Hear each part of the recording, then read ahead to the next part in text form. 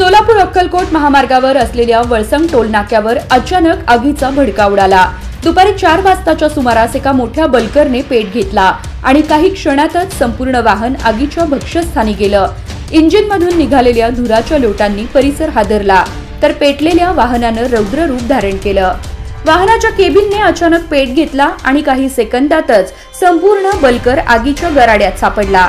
गरम हवेमुळे ज्वाळा आणखी भडकल्या आणि टोलनाका परिसरात भीतीचं वातावरण निर्माण झालं। धुराचे लोळ आकाशात झेपावले, तर लोकांनी दूरवरून या भीषण दृश्याचा थरार पाहिला। नेमकी आग कशामुळे लागली हे अद्याप स्पष्ट झालेलं नाही, पण उष्णतेमुळे इंजिन गरम होऊन ही दुर्घटना घडल्याचा अंदाज व्यक्त केला जात आहे। सुदैवाने यात कोणतीही जीवितहानी झालेली नाही। आगीचा भडका वाढत असल्यानं घटनास्थळी अग्निशमन दलाच्या गाड्या धावत आल्या।